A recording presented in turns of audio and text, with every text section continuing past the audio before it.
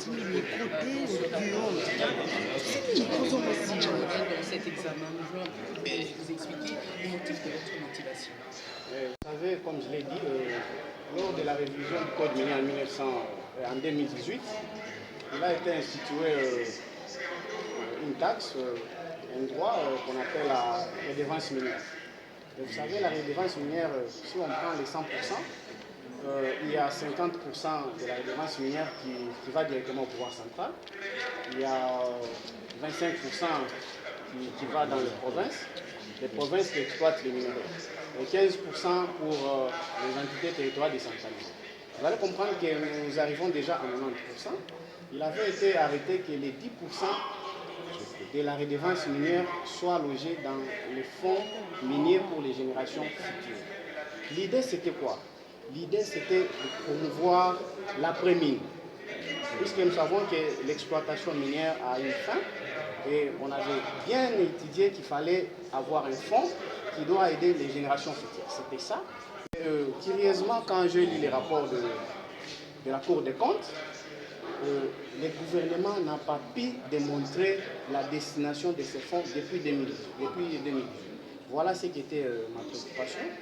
Et aussi, on a condamné les hôpitaux généraux de référence de n'avoir pas maximisé des recettes. Nous savons que les hôpitaux sont d'abord des services publics. Qui dit service public, c'est les activités pour satisfaire les besoins d'intérêt général. Et si on va demander aux hôpitaux de maximiser des recettes, on condamne cela puisqu'il y a eu Covid-19 en 2020 et 2021.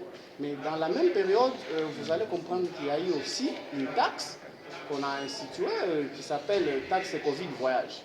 Donc j'aurais voulu qu'on nous dise ici combien ils ont pu amasser pendant les 2 années de Covid avec la taxe Covid voyage. Voilà ce qui était un peu mon idée. Aujourd'hui, si on lit l'esprit de votre intervention, cela suppose que les 94% des déplacements budgétaires qui est pris aujourd'hui doivent au gouvernement viennent de ces résidences.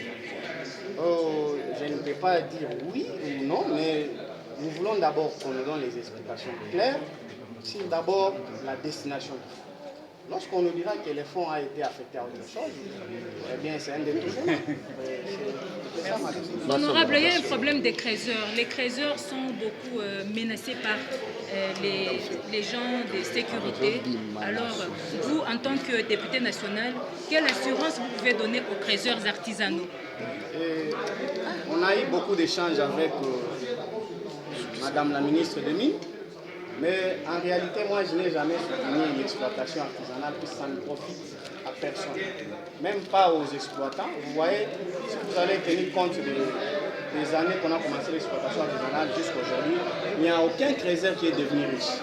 Donc ça ne fait que profiter à d'autres personnes. Moi, je crois qu'il faut régulariser, surtout que nous avons l'entreprise générale de cobalt qui doit s'occuper de l'exploitation exclusive du cobalt. Je crois qu'on va voir avec sa mise en place s'il y aura amélioration des conditions de nos citoyens.